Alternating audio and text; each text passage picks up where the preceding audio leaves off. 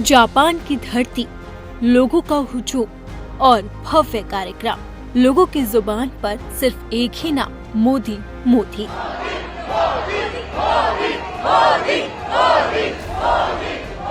PM Modi के कदम जैसे जैसे रेड कारपेट पर आगे बढ़ रहे हैं, वैसे वैसे जापान और भारत की दोस्ती की मिसाल पूरी दुनिया देख रही है और ये दोस्ती और गहरी होती जा रही है। प्रधानमंत्री नरेंद्र मोदी जापान के दौरे पर हैं और उनका ये दौरा न सिर्फ दोनों देशों के रिश्तों में सुधार के लिए है, बल्कि ये यात्रा वैश्विक कूटनीति में एक महत्वपूर्ण मोड़ साबित हो रही है। ये यात्रा ऐसे समय में हो रही है जब अमेरिका के राष्ट्रपति डोनाल्ड ट्रंप की टैरिफ दादागिरी ने भारतीय कूटनीति और विदेश नीति को कड़ी चुनौती दी। लेकिन ऐसे नाजुक समय में भी पीएम मोदी ने अंतर्राष्ट्रीय मंच से ट्रंप को कड़ी चुनौती दे डाली। अपने जापान के 8वें दौरे पर पीएम मोदी ने विदेशी धरती से ही अमेरिका के टैरिफ पर करारा जवाब दिया। जो डोनाल्ड ट्रंप भारत की इकोनॉमी को डेड बताते रहे हैं, उसी ट्रंप को मोदी ने बिना नाम लिए मुंह तोड़ जवाब दे दिया। जापानी कंपनियों ने भारत में $40 बिलियन से ज्यादा का निवेश किया है। मात्र पिछले 2 वर्षों में $13 बिलियन का प्राइवेट इन्वेस्टमेंट हुआ है। जेबीआईसी कहता है कि भारत सबसे प्रॉमिसिंग डेस्टिनेशन है।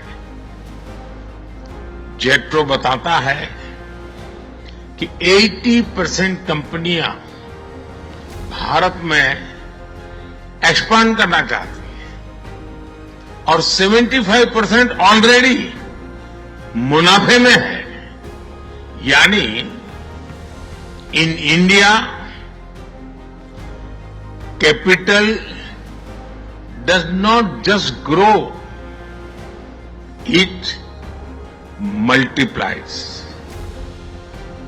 साथियों, पिछले 11 वर्षों में भारत के अभूतपूर्व ट्रांसफॉर्मेशन से आप सब भली भांति परिचित है। आज भारत में पॉलिटिकल स्टेबिलिटी है, इकोनॉमिक स्टेबिलिटी है, पॉलिसी में पारदर्शिता है, प्रिडिक्टिबिलिटी है। आज भारत विश्व की सबसे तेज ग्रो करने वाली मेजर इकोनॉमी है और बहुत जल्द विश्व की तीसरी सबसे बड़ी इकोनॉमी बनने जा रहा है। जापान की धरती से ट्रंप को जवाब देकर पीएम मोदी ने एक बार फिर अमेरिका की दादागिरी की हेकड़ी निकाल दी। अब इस जवाब से डोनाल्ड ट्रंप का बौखलाना तय है। वैसे भी वो पीएम मोदी के जापान दौरे से बुरी तरह से चिढ़ चुका है, क्योंकि ट्रंप के टैरिफ के बाद भारत जापान के साथ सेमीकंडक्टर, एआई जैसे क्षेत्रों में सहयोग बढ़ा रहा है ताकि अमेरिकी बाजार पर निर्भरता कम हो सके। ये कदम ट्रंप के लिए एक संदेश है कि भारत वैकल्पिक आर्थिक साझेदार ढूंढ सकता है। जापानी कंपनियां भारत में निवेश के लिए तत्पर है, जिससे भारत को वैश्विक उत्पादन केंद्र के रूप में उभारने का सपना और मजबूत होता है। ये पीएम मोदी के मेक इन इंडिया के सपने के अनुरूप भी है। पीएम मोदी ने विश्वास व्यक्त किया कि जापान भारत के राष्ट्रीय हितों और प्राथमिकताओं को आगे बढ़ाएगा। हमारे रिफॉर्म्स केवल टैक्स प्रणाली तक सीमित नहीं है।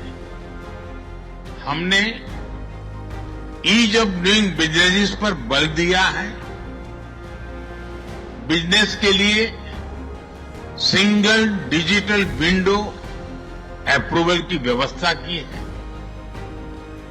हमने 45,000 कंप्लायंसेस रेशनलाइज किए हैं। इस प्रक्रिया को गति देने के लिए डीरेगुलेशन पर एक उच्च स्तरीय कमेटी बनाई गई है। डिफेंस और स्पेस जैसे सेंसिटिव क्षेत्रों को प्राइवेट सेक्टर के लिए खोल दिया गया है। अब हम न्यूक्लियर एनर्जी सेक्टर को भी खोल रहे हैं। साथियों, इन रिफॉर्म्स के पीछे हमारा विकसित भारत बनाने का संकल्प है। पीएम मोदी की जापान यात्रा का उद्देश्य क्वाड में भी अमेरिका की शक्ति को बैलेंस करना है। क्वाड में अमेरिका के अलावा भारत और जापान भी सदस्य है। जापान को विश्वास में लेकर भारत इस मंच पर अमेरिका को संदेश देना चाहता है। इसके लिए पीएम मोदी ने जापान के पीएम शिगेरू इशिबा से भी गर्मजोशी से मुलाकात की। ये मुलाकात ट्रंप को रास नहीं आ रही है, क्योंकि अमेरिका ने जापान पर भी टैरिफ लगाया है। इस तरह से जापान को भी ट्रंप की अनुचित व्यापार नीतियों का अनुमान है। इसलिए भारत चाहता है कि चीन और रूस की तरह जापान भी ट्रंप के टैरिफ वॉर के खिलाफ उसके साथ आकर खड़ा हो, और पीएम मोदी और वहां के प्रधानमंत्री की मुलाकात इसी साथ की गवाही दे रही है। और ये साथ अब अमेरिका पर भारी पड़ सकता है। तो देखना होगा कि आने वाले वक्त में रूस, चीन, भारत और जापान मिलकर किस तरह से अमेरिका को जवाब देंगे।